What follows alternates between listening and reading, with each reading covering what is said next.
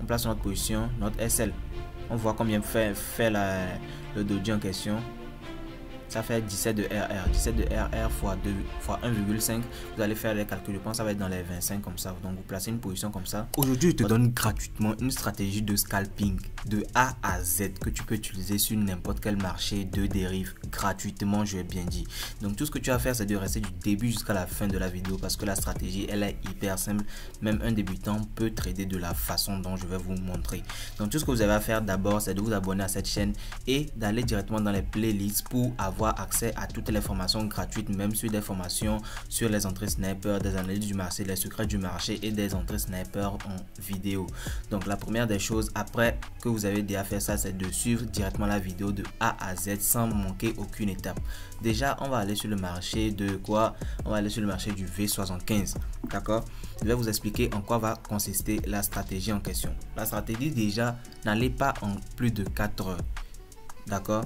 L'étape 1, c'est de rester en 1 heure ou soit 4 heures. Ok? Ça, c'est l'étape 1.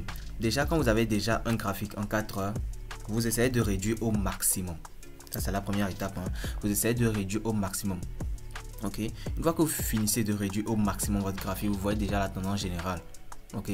C'est une tendance baissière et voilà. On sait déjà. Donc déjà quand on connaît la tendance générale, je rappelle bien, c'est une stratégie que j'utilisais quand j'étais encore à mes débuts dans le trading et qui marchait aussi super bien. Jusque les ratios ne sont pas trop énormes, mais quand même vous pourrez être facilement rentable avec cela. Donc déjà quand vous êtes en 4 heures, vous essayez de localiser maintenant la tendance ou bien le mouvement dans lequel le marché est. Déjà on sait que quoi? Ici on a retracement, impulsion, retracement, impulsion, retracement, impulsion et retracement. Déjà quand on avait eu ce mouvement, supposons on était encore à ce niveau sur le marché, ok, on était à ce niveau d'impulsion là et que le marché a fini son impulsion, il commence à retracer. Déjà quand on voit le premier mouvement, on peut déjà commencer par tracer notre trend line. Ok, ça c'est la deuxième étape. Tracer les trend lines, c'est un mouvement qui va beaucoup nous aider. Le fait de localiser des trend lines. Ok, donc déjà quand on est en 4 heures, on voit la tendance générale, on localise nos plus hauts. Ok, ça c'est le dernier BOS de continuation et ça c'est le plus bas. Je trace ça pour que ça nous indique directement où est-ce qu'on doit s'arrêter et où est-ce qu'on ne doit pas dépasser. Déjà si on sait que le marché vient dans une zone quelque part à ce niveau là, on doit arrêter de trader. D'accord, on doit arrêter de trader et on sait que l'objectif lorsqu'on prend des positions d'achat ici, c'est de venir liquider le plus dernier haut ici parce que le marché va essayer de liquider exactement tout ceci. Donc je vous rappelais bien pardon, que déjà si le marché nous laisse un retracement comme ceci, après avoir cassé ceci, après avoir cassé un dernier plus haut, on est dans une tendance alors baissière. Cette tendance baissière là est office de retracement, je rappelle bien. Donc déjà quand on a ceci, on peut déjà commencer par tracer notre trend line comme ceci. Voilà, comme ceci. Déjà quand on trace notre trend line comme ceci là, l'objectif c'est de faire quoi? L'objectif c'est d'attendre le marché pour qu'il revienne dans notre trend line et de chercher des confirmations de vente. Parce que quoi? Un retracement ou bien une impulsion baissière, ok, vaut mieux vendre que d'acheter. Donc le petit secret c'est que quoi? Ne tracez pas des trend lines mais tracez des trend zones. C'est très important. C'est quoi une trend zone? Une trend zone, c'est une zone dans laquelle le marché a tendance à revenir avant de pouvoir continuer son mouvement qu'il est en train de faire. Une trend zone, c'est une zone, pas un trait bien précis. La plupart des gens ont tendance, peut-être comme vous le voyez là, à tracer directement leur trend line comme ceci. Mais moi quand je tradais à mes débuts dans le trading, je ne traçais pas directement des zones comme un trait comme ça, non. Je traçais directement des zones, des trend zones. Donc je laisse la première zone comme ceci et je laisse la deuxième zone comme ceci. Vous voyez un peu, parce que je sais que carrément quand le marché reviendra dans cette zone là, elle va repartir. Donc quand on laisse uniquement que des traits comme ceci, le marché ne vient pas exactement sur notre trait. Des fois il vient juste en bas, des fois il est juste en haut et vous voyez on peut rater des positions dans ce mouvement là. Donc tracez d'abord des trend zones. Donc première étape, localisez d'abord la tendance dans laquelle vous êtes. Ok, après avoir localisé la tendance dans laquelle vous êtes, vous localisez les BOS et les shorts qu'il y a eu directement sur le marché. Quand c'est fait, vous venez maintenant tracer vos trends. Ok, soit vous êtes dans une impulsion, soit vous êtes dans un retracement. Mais cette stratégie marche beaucoup plus sur les retracements. parce que les retracements se font beaucoup plus faiblement. Donc on a beaucoup plus le temps de pouvoir scalper en patience. Donc une fois que c'est fait, je descends directement en 1 heure. Quand je descends en 1 heure, je peux voir en 1 heure, je valide directement, ok, je valide voir si la stratégie ou soit la trend zone que j'ai eu à tracer est valide. Ok, pour savoir si une trend zone est valide, il faut que tous les plus hauts ou bien tous les plus hauts, derniers plus hauts qu'il y a eu dans cette impulsion là soient dans la trend zone. Voici ça. Donc confirmation, vous savez que ceci c'est dans la trend zone, ceci c'est dans la trend zone, ceci c'est dans la trend zone, dans la trend zone, dans la trend zone, dans la trend zone, pareil, tout est dans la trend zone. Donc on a une trend zone correcte. Donc des fois vous pouvez tracer votre trend zone et vous allez voir que ceci c'est comme ça, et quand c'est comme ça, on a alors un débordement à ce niveau-ci. On a un débordement à ce niveau-ci, donc ça ne fait pas partie de notre trend zone, donc la trend zone n'est pas valide. Il faut que la trend zone soit valide, c'est-à-dire toutes nos positions, ou soit tous les plus hauts que le marché tracera, soit dans notre trend zone en question. Vous voyez un peu. Donc déjà, quand on a déjà un troisième pic, on voit que le marché a réagi une fois ici, ok, 2 fois ici, 3 fois ici. On peut déjà commencer par tracer notre trend zone. Vous voyez un peu, on peut déjà commencer par tracer notre trend zone pour attendre que le marché revienne avec ce mouvement-ci. Donc, une fois que c'est fait, première étape, tendance. Deuxième étape, vous venez, vous localisez les BOS avec, si vous savez, vous allez savoir d'abord si vous êtes dans une impulsion ou soit dans un retracement. Mais le plus efficace, c'est d'être dans un retracement pour pouvoir bouffer, ok, un peu plus. Et troisième étape, c'est quoi? Vous venez en 1 heure pour essayer de valider la trend zone. Quand vous êtes en 1 heure pour valider la trend zone, maintenant vous venez en 10 minutes ou soit 15 minutes. Ça, c'est l'étape de confirmation de prise de position. Moi, je préfère beaucoup plus les 10 minutes. D'accord? Confirmation de prise de position. Donc, pour confirmer si on doit prendre position ou pas, vous connaissez ces deux bougies là. Peu importe la couleur, hein. Moi, je m'en fous de la couleur. Ici, ça, c'est un doji avec un corps, un petit corps, mais qui est haussier. C'est-à-dire un doji avec un petit corps, mais dont le corps se trouve en haut. On appelle ça souvent un pendu. Et ceci, un marteau s'il vous plaît. Et ceci, c'est un doji avec un petit corps dont le corps est en bas. Lui, il est appelé un pendu. Donc peu importe la couleur, que ce soit de couleur rouge ou de couleur verte, on s'en fout de la couleur. On veut juste voir ceci. Donc, quand on est dans une tendance haussière ou soit dans une tendance baissière, ok, je vais essayer de localiser ça, matérialiser ça pour vous. Donc lors des retracements baissiers comme ceci là, lors des retracements baissiers, excusez-moi pour le schéma, lors des retracements baissiers dans notre trend zone, on doit trouver des doji comme ceci. Vous voyez un peu. Et maintenant lors des retracements aussi, on doit trouver des doji comme ceci, c'est-à-dire si le retracement se fait comme ça, c'est-à-dire on est dans une tendance baissière mais le retracement est aussi alors. Donc dans notre trend zone qu'on aura eu à tracer, tracé ici, on va voir notre trend zone ici, notre deuxième trend zone, ligne de trend zone ici. Donc dans la trend zone, on aura à voir des marteaux pour la confirmation. C'est-à-dire maintenant globalement retracement baissier égale à quoi? Retracement baissier égale à pendu et retracement haussier égale à marteau. Donc c'est ça il faut chercher premièrement.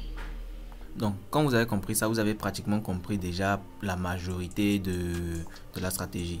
Ok, donc ce qu'il faut faire maintenant, c'est d'attendre dans la trend zone. Vu que ici on est dans un retracement baissier, on doit attendre quoi? Un pendu, peu importe la couleur. Donc on va essayer de faire un petit backtest, vous allez voir. Ici on n'a pas de pendu, ok, donc on ne prend pas position. Ici on a un petit pendu. Le pendu il est où? Le pendu se trouve juste là. C'est une stratégie que j'utilise à mes débuts dans le trading, hein. Donc j'ai décidé de vous partager cela. Donc ici on a un petit pendu juste là.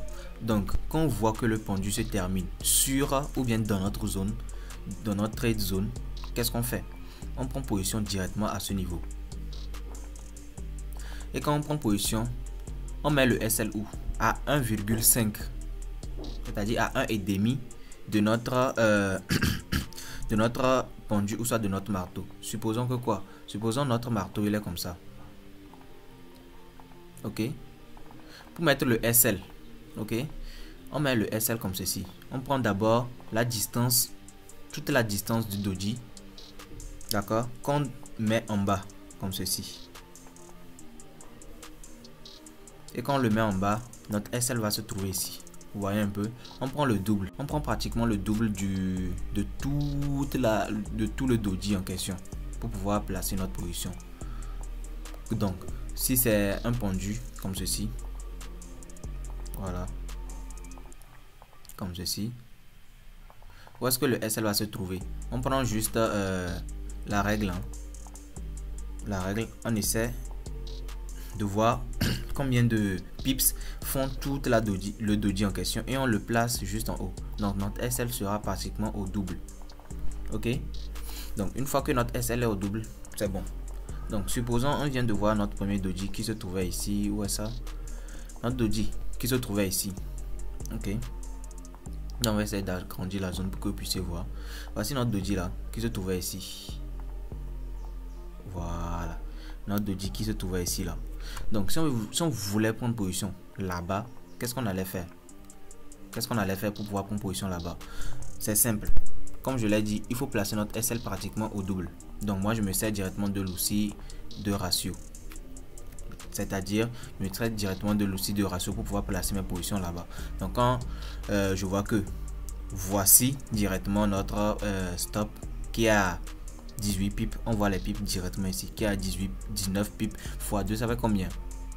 Ça fait 38. Donc mon SL se trouve quelque part ici. Quand je place mon SL là-bas, pour ceux qui veulent être beaucoup plus prudents, vous prenez 1,5, c'est-à-dire la moitié du doji. La moitié du doji, ça fait combien? 10. Vous allez voir, pratiquement la moitié du doji, ça fait 9. 9 x 3, vous prenez 27. Voilà, pratiquement 27 pour placer votre SL. Et quand vous placez votre SL comme ceci là, vous mettez maintenant où votre TP. Votre TP va se trouver pratiquement à 2, 3 ou 4 fois le doji. Donc puisque le doji fait pratiquement 19 pips, on peut placer déjà à 2 fois ou bien pratiquement à 3 fois. Ok, déjà on a un ratio comme ça, c'est-à-dire on a une position comme ça avec une entrée comme ça. Déjà quand on fait 19 x 3, je pense on est dans les pratiquement plus de 50, hein. Ouais, on est pratiquement dans les 50 de RR. Donc notre SL ou bien notre TP allait se trouver quelque part ici. On allait sortir en profit. Deuxième, on allait placer notre position encore à nouveau ici. Vu qu'on a encore un pendu, on place notre position pratiquement à 1,5. Ok, et notre SL doit se trouver pratiquement à 2 fois le doji quelque part ici. Voilà, ça c'est la deuxième position qu'on aurait pu choper. La troisième position qu'on aurait pu choper encore, vu qu'on voit encore un pendu ici, pratiquement parce qu'on est dans une tendance baissière, hein, on voit encore un pendu là. On place notre position, notre SL, on voit combien fait le doji en question. Ça fait 17 de RR. 17 de RR fois 2 fois 1,5. Vous allez faire les calculs, je pense que ça va être dans les 25 comme ça. Donc vous placez une position comme ça, votre TP va être fois 2, c'est-à-dire au moins 34, au-delà de 34. Donc vous allez placer une position comme ceci, vous allez sortir en gain. Vous voyez pratiquement, vous allez chercher que des doji et que des doji qui sont des pendus si c'est dans une tendance baissière. Donc vous allez encore prendre position ici. Ici, voilà, on voit encore un pendu. Vous placez votre TP, votre SL pardon, un peu plus en haut, votre TP là, et voilà. Vous voyez encore un pendu ici. Donc vous placez juste votre position juste là. Votre SL doit être pratiquement à 1,5 du pips du doji en question. Donc ici on a 14. Donc fois 1,5, ça doit faire combien? Pratiquement aussi dans les 25. Et on place notre TP 14 3 fois. Ou bien pratiquement 2 fois. Donc 14 3 fois, je pense ça va être dans les 42, hein. Donc déjà on allait déjà sortir ici en gain. Donc ici, vu qu'on n'est pas dans notre zone, on ne va pas chercher parce que notre trendline zone, voici notre trendline zone qui se trouve ici. On ne chope que des positions vendeuses. Okay? Et pour choper des positions vendeuses, on attend que des doji. Ok, donc ici on allait prendre position. On allait placer notre SL quelque part ici. Peut-être on aurait peut-être pu être sorti en SL, mais c'est pas bien grave.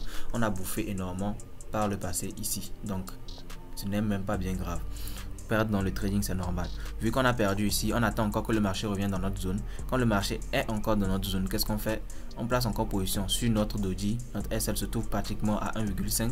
Notre TP se trouve pratiquement encore un peu plus en bas. Vous voyez? Donc ne cherchez pas de gros RR avec le scalping. Le scalping, c'est on rentre et on sort. On prend ce qu'on a à prendre et on sort. Déjà, ici encore, on a un doji. Mais on allait sortir en perte, je pense. Si on avait placé notre SL à 1,5, on allait sortir en SL comme ceci, mais c'est pas bien grave, ça fait partie de la stratégie.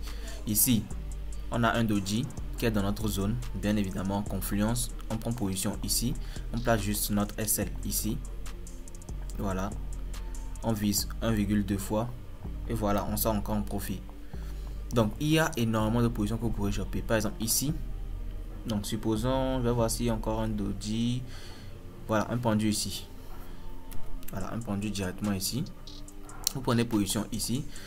Le SL à 1,5. Peut-être vous n'allez pas être sorti en SL. Hein. Vous placez votre position. Votre TP un peu plus en bas. Voilà. Et je vois ici encore. Mais vous allez être sorti en SL pour cette position-ci. Votre SL va être ici, votre TP quelque part ici. Jusqu'à ce que le marché vienne taper la zone que vous avez eu à tracer précédemment pour invalider maintenant votre trendline zone. Ok, vous voyez un peu, pour invalider votre trendline zone, parce que ici c'est le dernier plus bas. Si le marché casse ça, alors là il y a un changement de tendance. Vu qu'on cherche, on est dans un retracement, on cherche juste que des positions acheteuses. Donc déjà pour ceci, on a combien? 1, 2, 3, 4, 5, 6, 7, 8, 9, 10, 11 positions. Sur 11 positions, ok. Donc on va faire les calculs pour que vous-même puissiez voir la puissance de la stratégie déjà gratuite que je vous montre. Donc on a combien? On a 11 positions. Ok, sur 11 positions, on a combien qui sont perdus? Je pense qu'on a 3 positions perdantes. 3 perdantes. Donc on a perdu 3 de RR.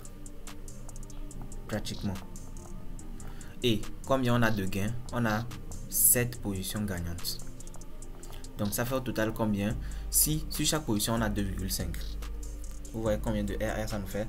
Parce que chaque position a environ 2,7 de RR. Ok, si on doit faire les calculs rapidement, 2,5 de RR, ok, fois 7 positions gagnantes, ça fait environ 18 de RR. Donc on va noter 18 de RR comme ceci.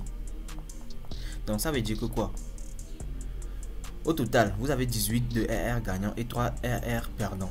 Ça veut dire quoi? Vous avez au total 15 de RR gagnants. Parce que quand on enlève les 3 de RR perdants dans les 18, ça fait combien? Ça fait 15 de RR. Si vous avez commencé avec 10 $, vous allez vous retrouver facilement à 15 $. À 150 $ s'il vous plaît. Si vous avez commencé avec 20 $, vous allez vous retrouver facilement à 300 $. Donc ça c'est la stratégie scalping que j'avais à vous montrer. C'est une stratégie hyper simple. Suivez la vidéo à nouveau. Écrivez-moi sur Telegram. Mon canal Telegram est directement disponible pour vos questions. Donc rejoignez mon canal Telegram. Ici je partage énormément de plus-value. N'hésite surtout pas aussi à me poser des questions directement en commentaire si tu as des inquiétudes. Et abonne-toi à la chaîne. On se dit à la prochaine et prenez soin de vous. Ciao.